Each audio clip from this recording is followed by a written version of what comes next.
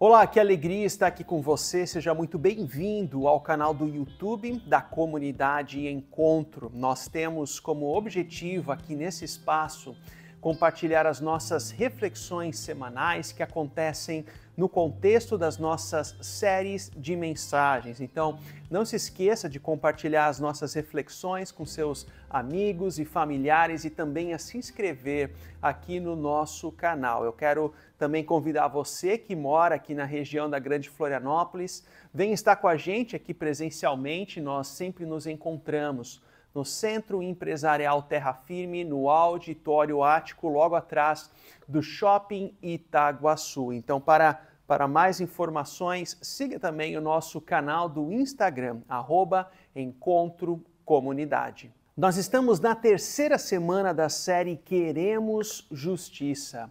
E revisitando as semanas anteriores, na primeira semana, na primeira mensagem da série, o pastor Ziegel falou sobre a cultura do ódio. Isso não é justo. Nós vivemos imersos em uma cultura orientada pelo ódio. Mas como que a graça de Deus nos constrói também em mansidão? Na semana passada, o pastor Joel esteve com a gente e ele falou sobre essa tal cultura do merecimento. Cada um tem o que merece. Mas como que a misericórdia de Deus é a resposta onde Deus nos molda em mansidão e como Deus nos molda como agentes de misericórdia ao outro.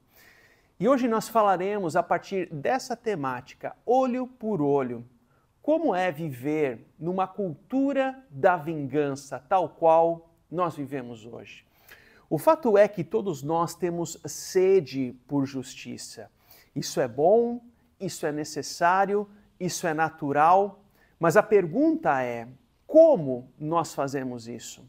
Como nós expressamos o nosso conceito de justiça, de injustiça? Como nós expressamos aquilo que nós sentimos dentro daquilo que nós compreendemos como certo e errado? Quando nós falamos em justiça ou injustiça, nós podemos pensar aqui em dois níveis. De um lado, existe a justiça ou injustiça no âmbito pessoal. É a palavra que foi mal dita por alguém a nós. A acusação do familiar, a denúncia no trabalho e assim por diante. Mas também existe uma dimensão estrutural da justiça ou da injustiça, que seria o âmbito social, a injustiça social. E essa imagem aqui, ela é uma imagem que fala mais do que 1000 palavras. É uma foto no Sudão, nos anos 90, com toda a crise econômica e de guerras naquela região. E é foto de um animal, um urubu, esperando uma criança morrer para virar carniça e se alimentar. É uma foto muito pesada. E o fotógrafo da época, ele conseguiu até afastar o animal, mas ele não salvou a criança. Haviam alguns estigmas na época que os fotógrafos e jornalistas, eles não deveriam tocar nas pessoas daquela região. E a culpa daquele homem foi tamanha, essa culpa ela foi tão grande que ele tirou a própria vida. São momentos de injustiça que acontecem tanto no âmbito pessoal, mas também no âmbito social e estrutural. Existem dois momentos na minha vida pessoal onde eu experimentei injustiça. A primeira delas foi quando no primeiro dia de casado, literalmente, eu e minha esposa, nós fomos furtados num hotel aqui da cidade de Florianópolis. Passar o primeiro dia de casado numa delegacia fazendo BO não é algo que você espera ou sonha para a sua vida de casado.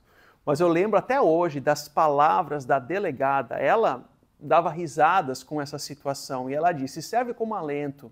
Meus pais sofreram um assalto à mão armada, roubaram o carro no dia do casamento, a caminho do casamento. Mas o alento é: o casamento já dura 30 anos.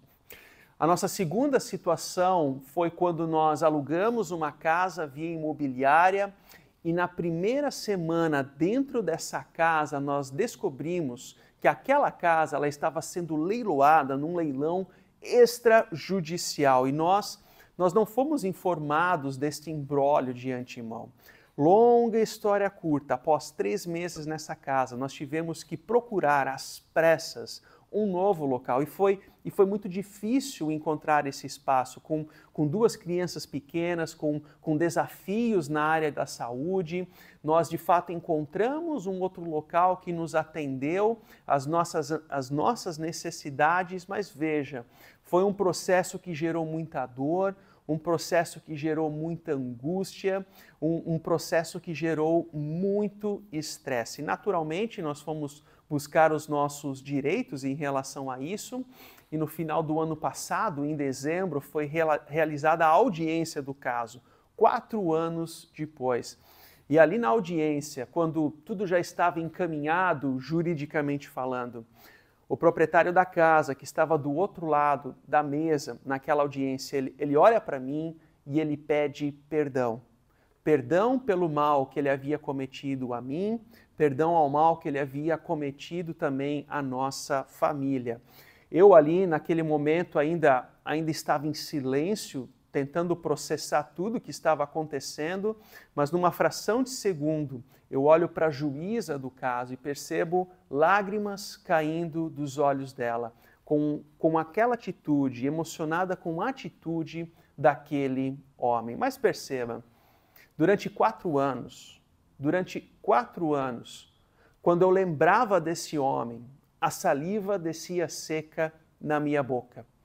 Não chegou a um ponto de ser um trauma, uma crise existencial, não, mas é um incômodo.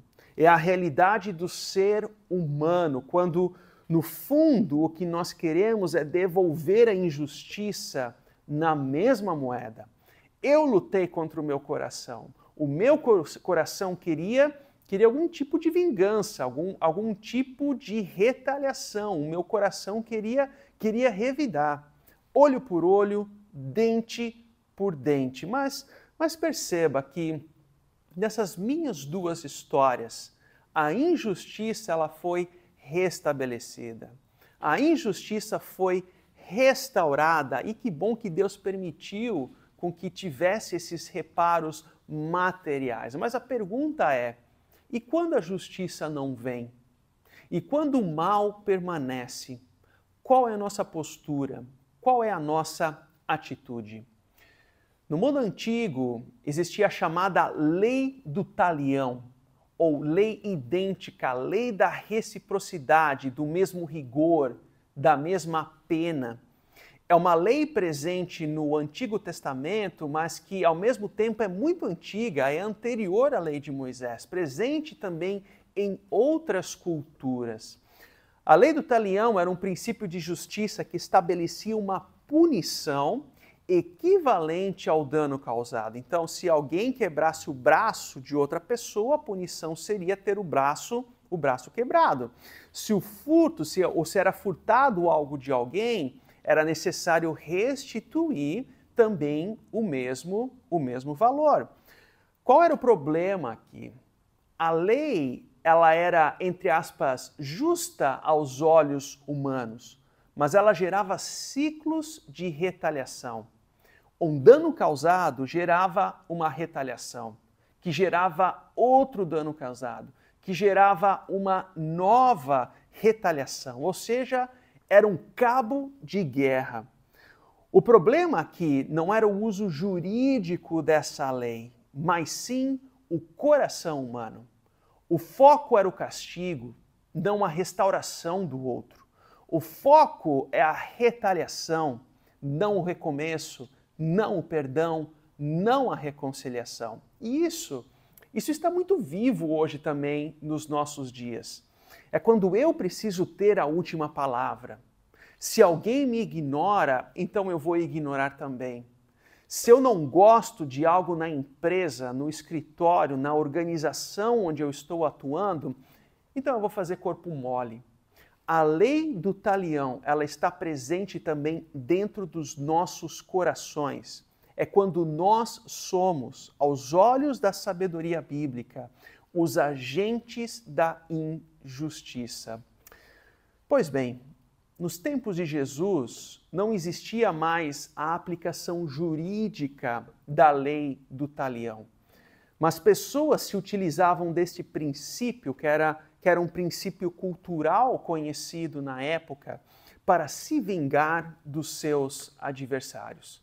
E certa vez, Jesus estava ensinando no monte, o conhecido Sermão da Montanha, onde ele traz um novo princípio.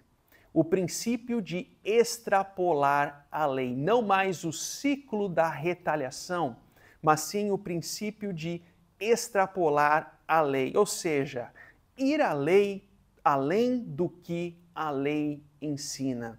Ir além do que a lei ensina.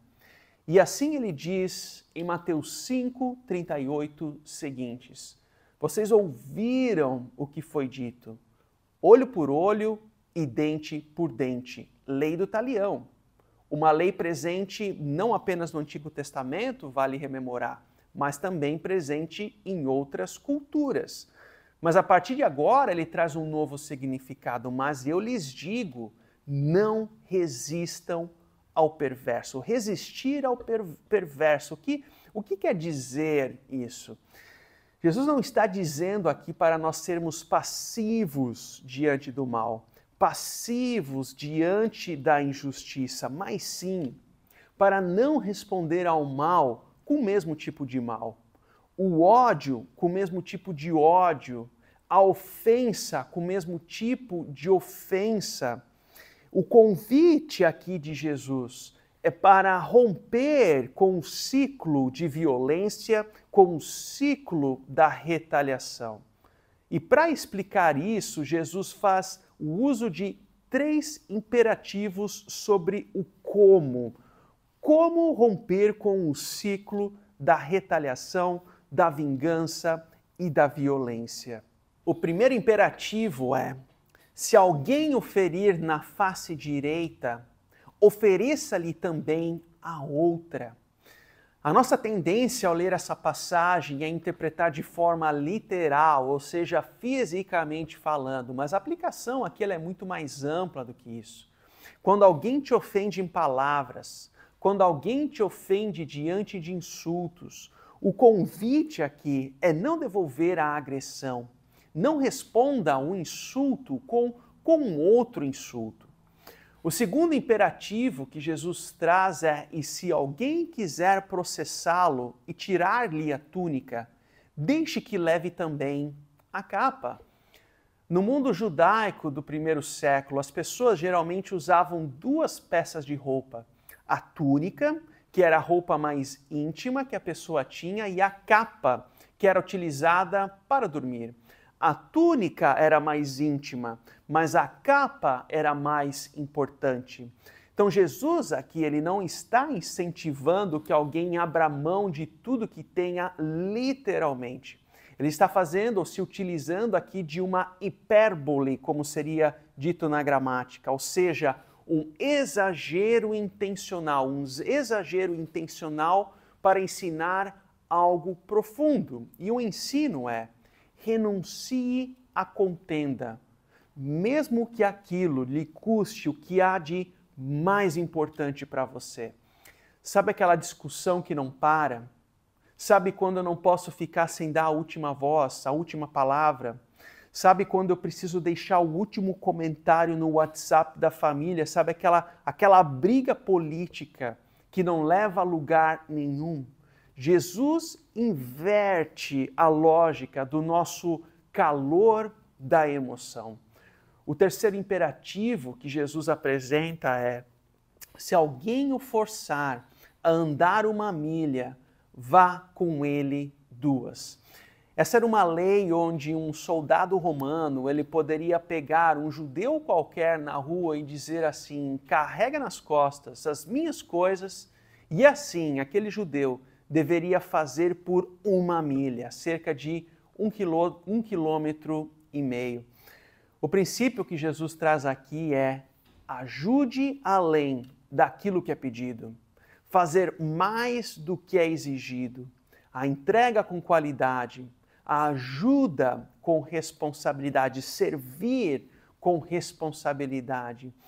Experimente praticar isso, esse princípio no seu ambiente de trabalho, no ambiente marcado pela pressão, numa cultura organizacional pesada, numa família disfuncional e assim por diante. E por fim, o último imperativo que Jesus traz: dê a quem lhe pede e não volte as costas àquele que deseja pedir algo emprestado. Quando te pedem algo, responda com generosidade. Aqui não se trata de dar dinheiro para toda pessoa que pede, no muro da sua casa, no semáforo, nas ruas, não. Lembre-se que o contexto aqui é de um ensino sobre o conflito entre pessoas, é esse contexto que nós precisamos ter em mente. Assim, o que Jesus está querendo dizer aqui é: seja generoso com quem te ofende.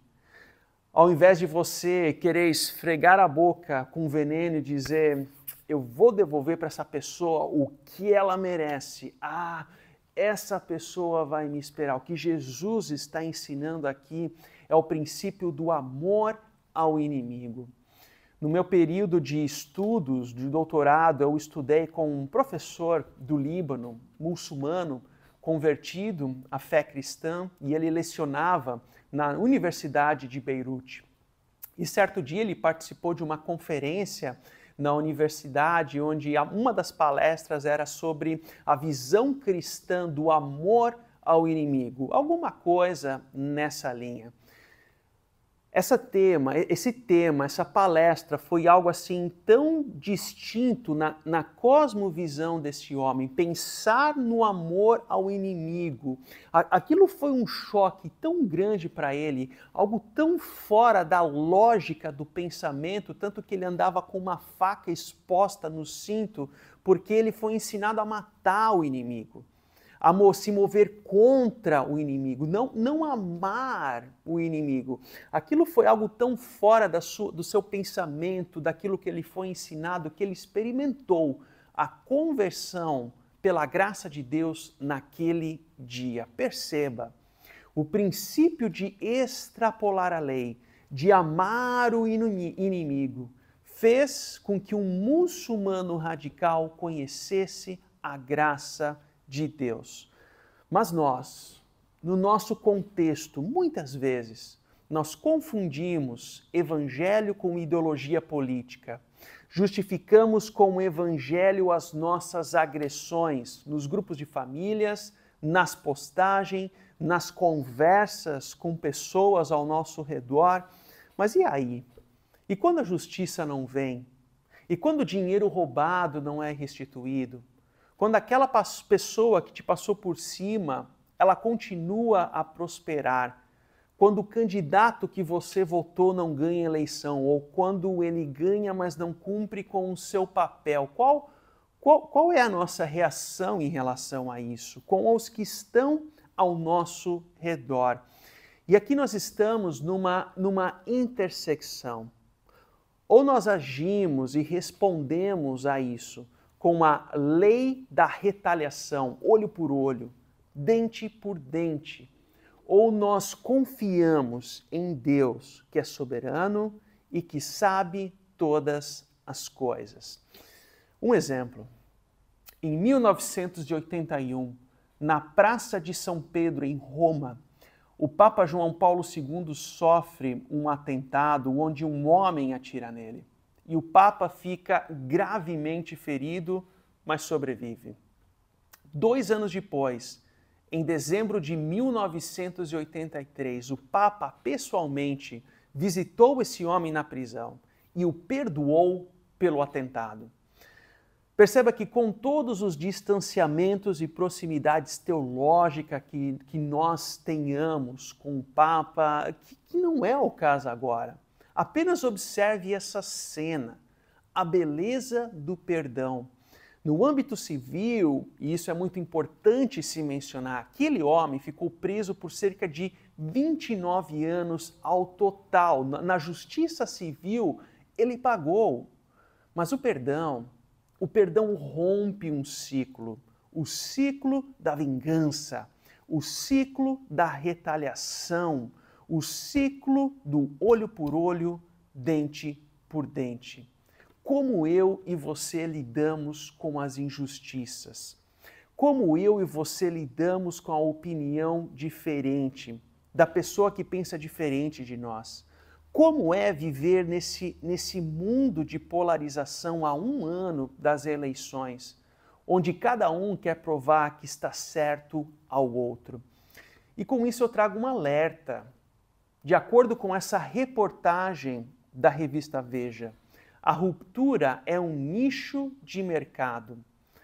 Há pessoas que literalmente lucram com as suas postagens inflamadas. Se você é daquele que gosta de fazer postagens ou fazer uso da internet como forma de trazer à tona a cultura da lei do talião, pois bem, há pessoas que ganham em cima das suas postagens, há pessoas que dependem do seu e do meu rancor para prosperar. E no afã de nós queremos ser um canal de justiça, muitas vezes nós passamos ou nos passamos por fantoches ideológicos.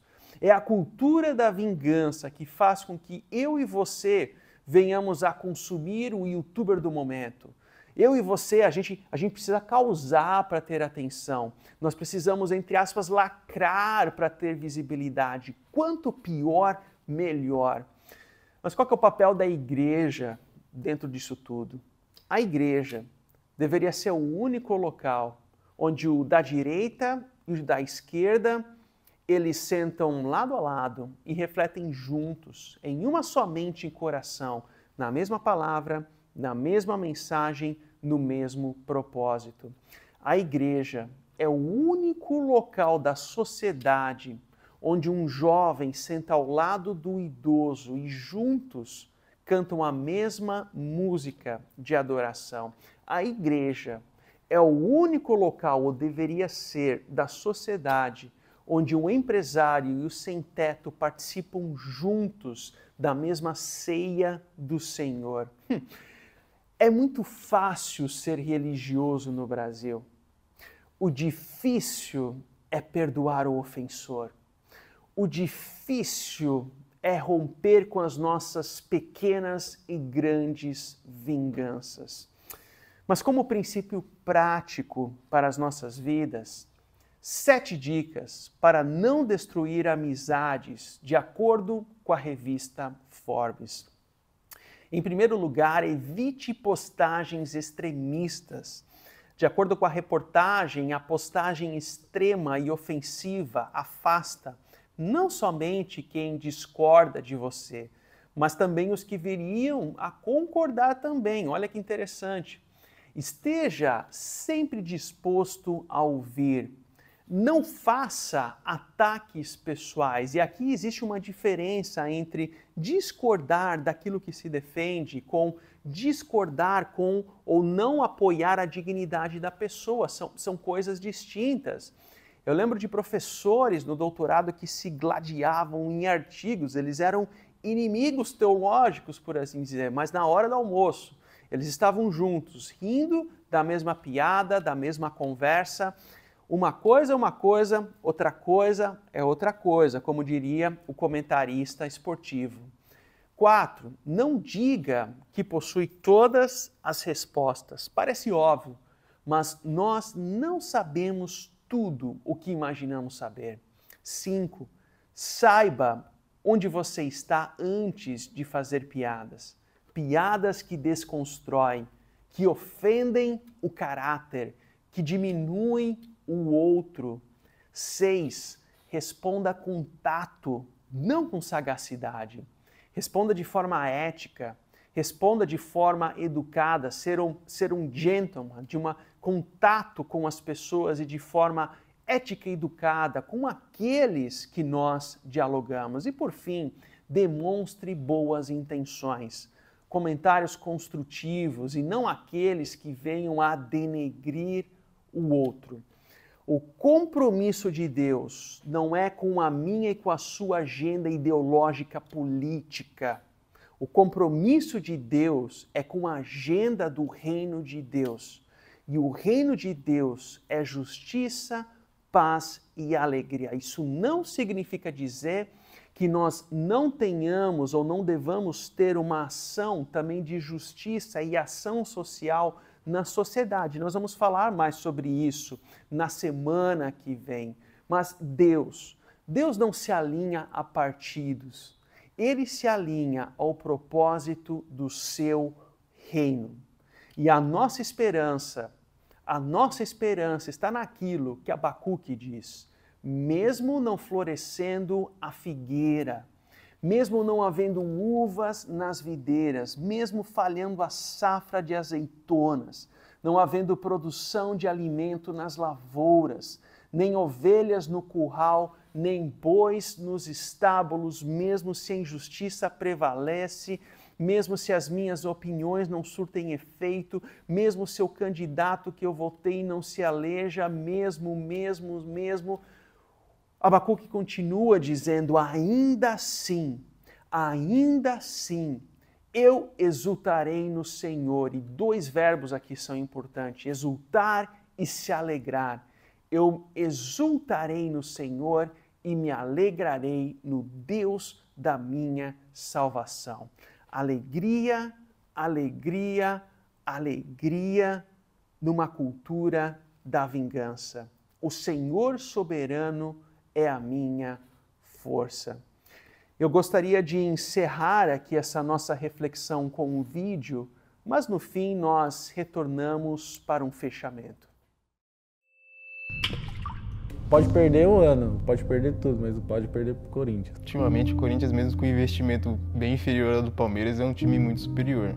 Eu tenho uma pessoa que trabalha com a gente, o meu trabalho é bem intenso, então muitas vezes eu não consigo assim dedicar. E daí eu cuido de todas as coisas na casa dela, cuido da Isabela também, né, que é a filha dela. A maneira com que eu me visto, ela dá credibilidade para o que eu faço. Nossa, ter que usar terno, gravata, não é muito minha vibe, não. E a nossa democracia, a nossa liberdade está indo embora. Eu sou o líder da resistência. Eu tenho o direito e o dever de gritar para todo mundo ouvir. Nessa polarização, eu defendo o lado da direita. Mas eu já percebi o comportamento estranho das pessoas pela minha presença, entendeu? Pelo fato de ser um pouco mais diferente. É claro que na minha infância era tudo muito diferente. Porém, as pessoas mudam com o tempo, seus gostos, suas preferências. Para mim é muito importante eu manter essa rotina de treino, porque eu sinto um bem-estar muito grande quando eu me exercito. Às vezes, por exemplo, faço alguns exageros, aí eu já sei que eu tenho que moderar depois, né?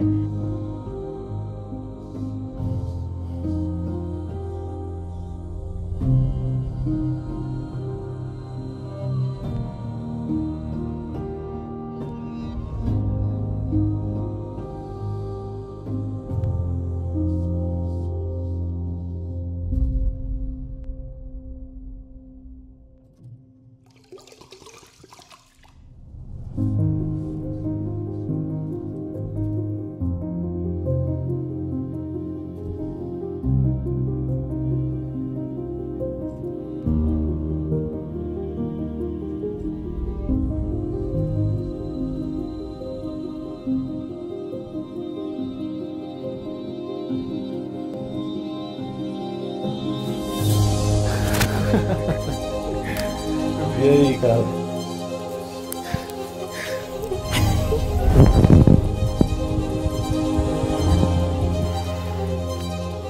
E aí, fera? Tem que confessar aqui que é um cara que eu já falei mal. Ah!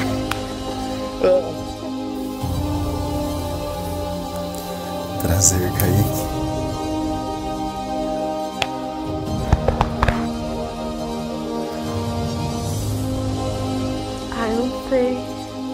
Nem imaginava, velho. Pra mim foi bem emocionante, assim. Essa pessoa que salva a minha vida, mais de todos os dias. Desculpa qualquer coisa, viu? Eu que te peço. O aconchego desse abraço me lembrou um pouco do meu pai.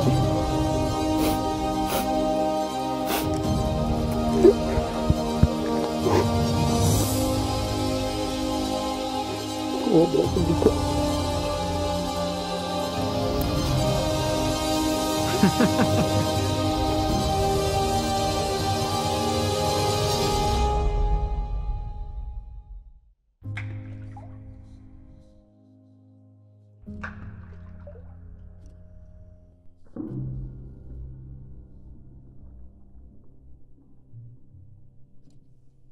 Emocionante, não? A cultura da vingança diz: alguém precisa pagar. O Evangelho responde: alguém já pagou. Na cruz, Jesus assume o lugar do ofensor e do ofendido, do justiceiro e do injustiçado. E como mostra esse vídeo, o sangue derramado é o local onde a justiça e a misericórdia de Deus se encontram. Jesus transforma a lógica da vingança, olho por olho, dente por dente, em uma lógica de reconciliação. Pai, perdoa-lhes, pois não sabem o que fazem. O sangue paga a culpa, a cruz perdoa o inimigo e o túmulo vazio nos traz uma nova vida. A graça, a misericórdia de Deus e a oportunidade de viver em intimidade com Ele, hoje e para sempre. Que essa graça e que esse amor de Jesus esteja presente nessa cultura da vingança, tal qual nós vivemos, para a honra e glória do nome dEle. Até semana que vem.